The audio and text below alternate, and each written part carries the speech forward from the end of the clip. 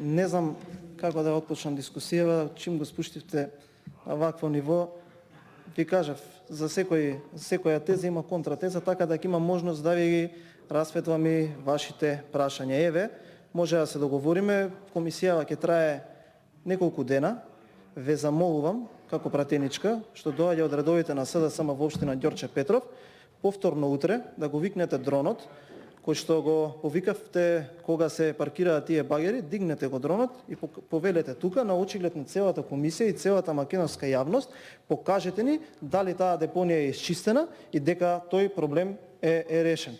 На крајот од денот за таа депонија имаше и граѓански протести. Јас не се сеќавам дека кога било ВМРО ДПМН на власт до таа мера ескалирала ситуацијата за да се случат граѓански протести. Сега ги имаше неколку.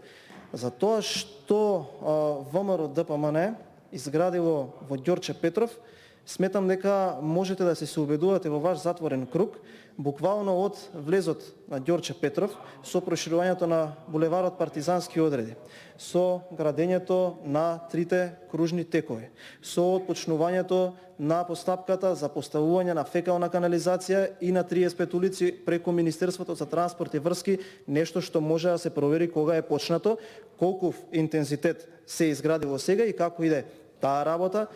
Морате да признаете дека се направени физкултурни сали, дека се направени фудбалски игралишта, дека се направени повеќе наменски игралишта и ред други проекти во Ѓорче Петров. За таа работа и за таа цел јас би ве потсетил само на една работа.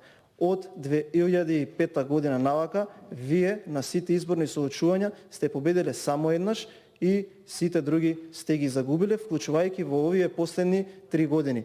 Ако е така, како што велите вие, дека граѓаните на Ѓорче Петров се задоволни од работата и на централната и на локалната власт, вие нема процентуално по износ, тоест по број на население, да ги губите најмногу изборите на ниво на градот Скопје. Така да повторно ќе кажам, ајде да се задржиме на амандманот, ние можеме да политизираме до утре, ама тоа нема да го реши проблемот кој што овие граѓани го имаат, а кој што во својство сега како пратеник во собранието има можност да го амандманирам и да се борам за да се реши или да влезе во буџетот. Сакам да нагласам дека мојата борба за решавање на овој проблем нема да заврши тука и ако не успеам сега да ве убедам да гласате за овој амандман да влезе во ребалансот, сигурно ќе се видиме повторно тука од оваа позиција, кога ќе се борам тоа да влезе во буџетот за наредната година. Ви благодарам. Немам тоа за збор. За збор можете да се пријавите. Контра реплика не може.